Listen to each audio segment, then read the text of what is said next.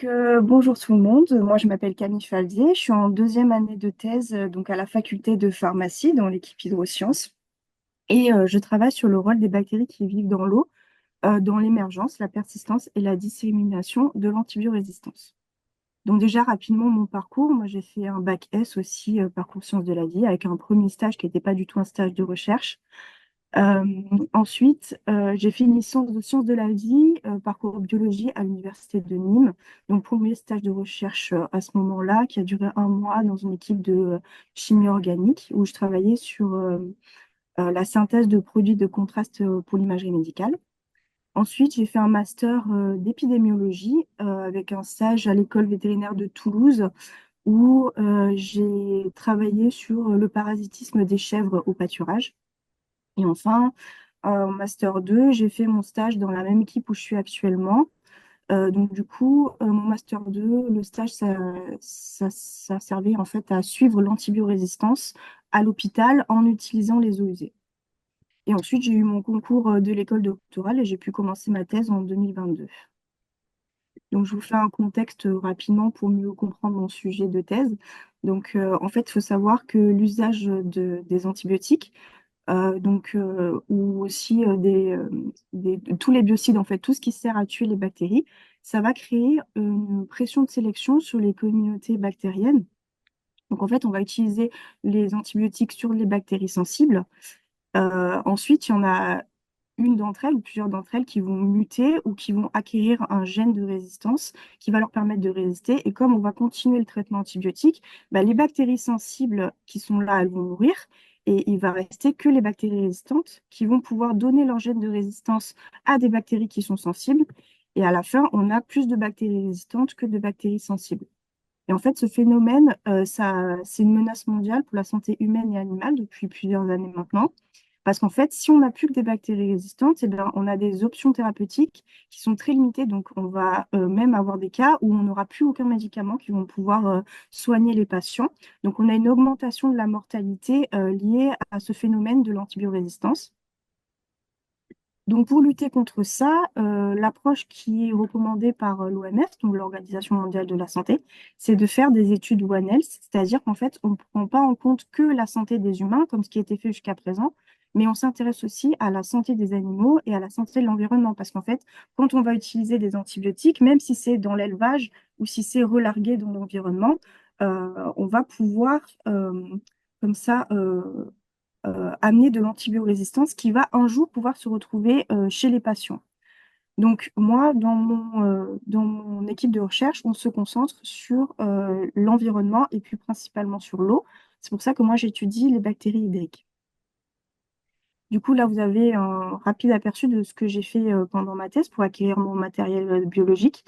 Donc, en fait, j'étudie quatre compartiments hydriques qui sont tous dans le bassin versant du Lèze.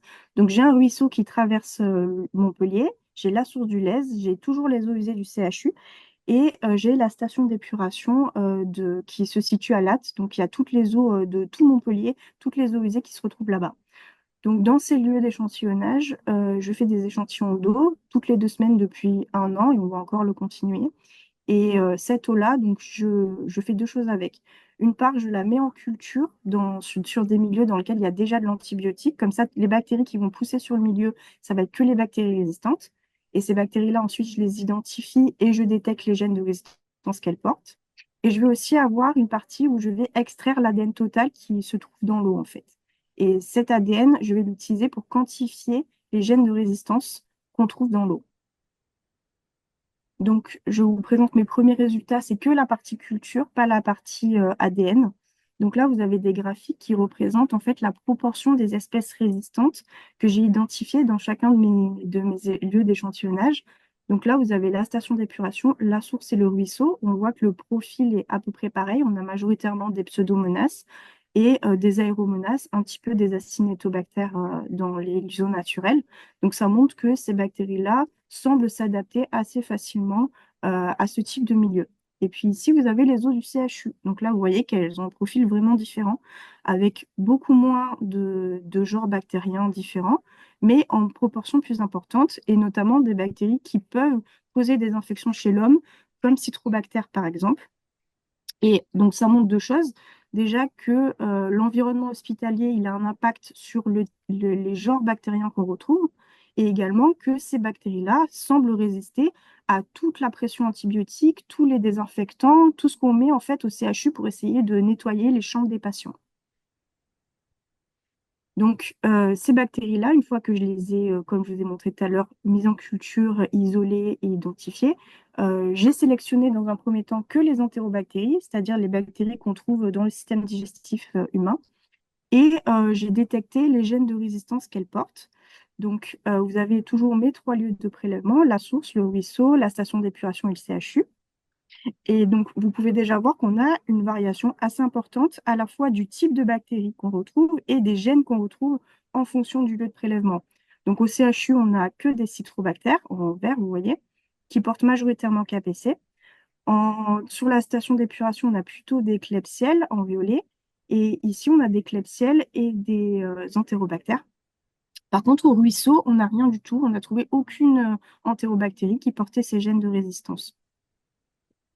Donc, on voit que c'est pas très surprenant, mais là où on a le plus gros taux de gènes de résistance, c'est les milieux qui ont été impactés par l'homme, donc surtout le CHU et également un peu la station d'épuration.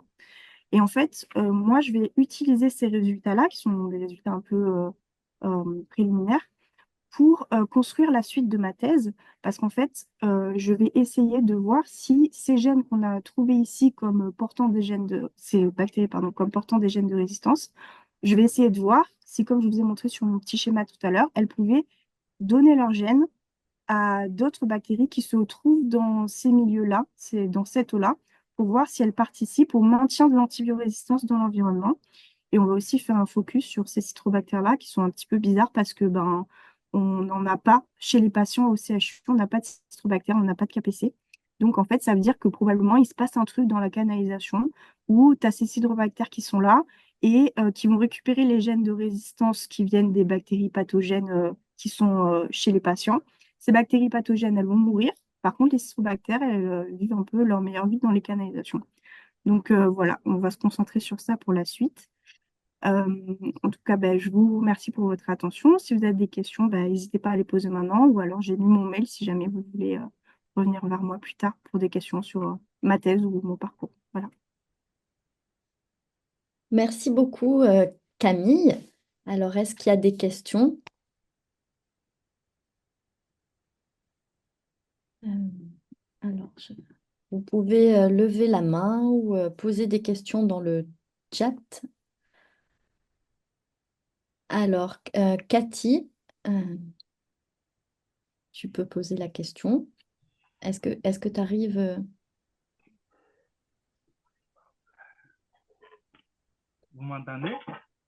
Pas très fort, mais vas-y. C'est bon? Oui, Oui. c'est...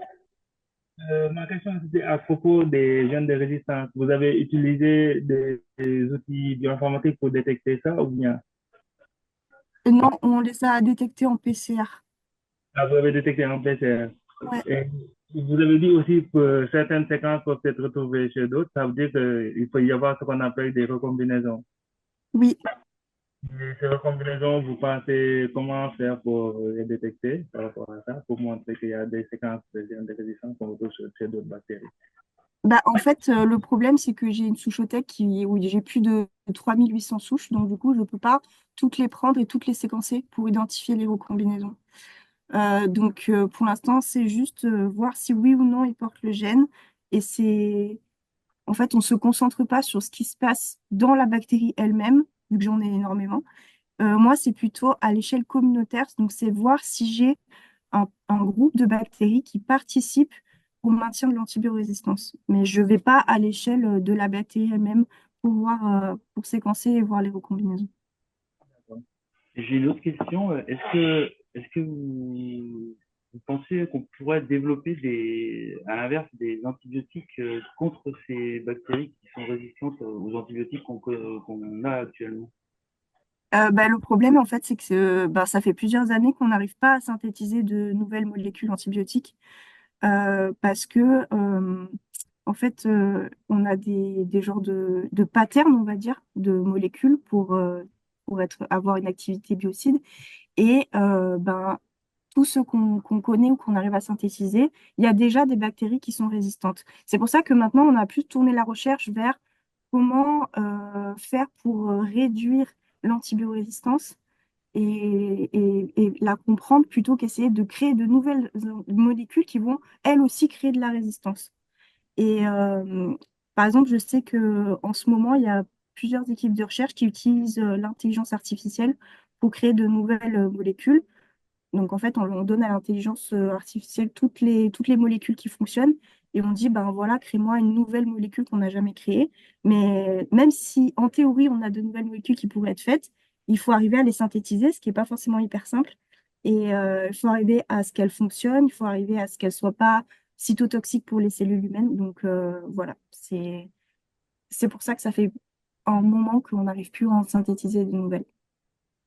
Et de toute Vous façon, même si on en met des nouvelles sur le marché, il y a des résistances qui apparaissent hyper vite. Donc, que là, votre étude, elle va permettre de savoir comment se créent ces bactéries antibiorésistantes, mais après, comment faire pour les éliminer? notre but, c'est pas forcément de les éliminer. Ça va plutôt être en fait dans un, comment dire, dans une, euh, en fait, ça va plutôt être de la surveillance qu'on va faire. Ou si on voit qu'il y a une communauté microbienne qui a une composition qui fait que la circulation de gènes de résistance peut être accentuée, on va dire. Euh, on va essayer, bah, par exemple, si on la trouve dans le ruisseau urbain, on va essayer de trouver d'où vient la pression de sélection, si on a des rejets industriels ou des rejets de l'eau usée des hôpitaux, par exemple, pour essayer d'endiguer ça et éviter la propagation de l'antibiorésistance. Mais ça n'a pas vocation à éliminer les bactéries résistantes. C'est plutôt à surveiller les endroits où on aura des compositions qui vont favoriser la circulation des gènes de résistance. Donc, vous allez créer une base de données. Ah oui, elle est en cours de création déjà. J'en ai pas parlé, mais en fait, tous mes lieux de prélèvement, ils appartiennent à un système d'observation qui s'appelle SO Rablaise. Et en fait, dans ce cadre-là, on a une base de données qui est en train d'être créée avec toutes les bactéries, mais aussi tous les paramètres physico-chimiques, les polluants, les microparticules. Enfin, voilà.